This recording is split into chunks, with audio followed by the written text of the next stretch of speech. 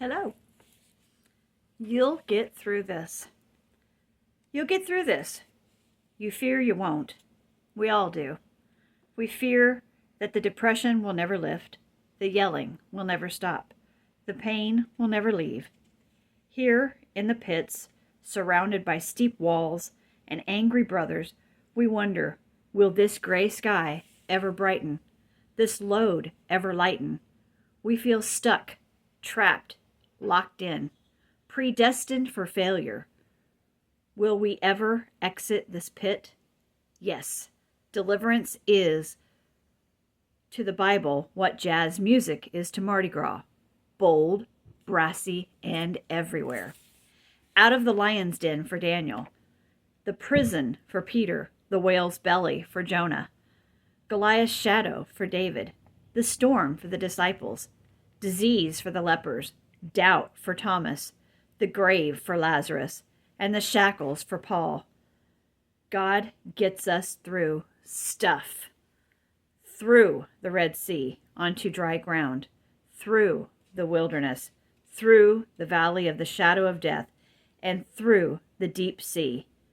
Through is a favorite word of God's. When you pass through the waters, I will be with you, and through the rivers, they shall not overflow you. When you walk through the fire, you shall not be burned, nor shall the flame scorch you. Isaiah 43:2. It won't be painless. Have you wept your final tear or received your last round of chemotherapy? Not necessarily. Will your unhappy marriage become happy in a heartbeat? Not likely. Are you exempt from any trip to the cemetery?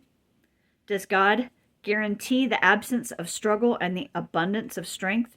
Not in this life.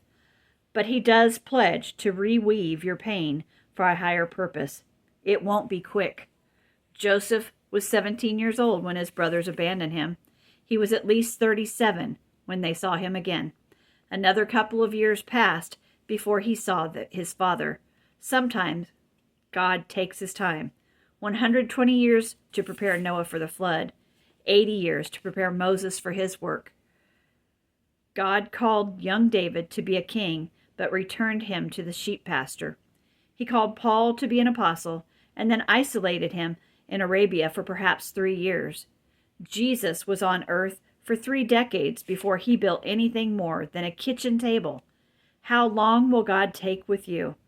He may take his time. His history is redeemed, not in minutes, but in lifetimes. But God will use your mess for good. We see a perfect mess.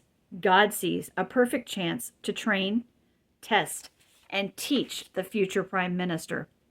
We see a prison. God sees a kiln. We see famine. God sees the relocation of his chosen lineage. We call it Egypt. God calls it protective custody, where the sons of Jacob can escape barbaric Canaan and multiply abundantly in peace. We see Satan's tricks and ploys. God sees Satan tripped and foiled. Let me be clear. You are a version of Joseph in your generation. You represent a challenge to Satan's plan. You carry something of God with you, something noble and holy, and something the world needs: wisdom, kindness, mercy, and skill.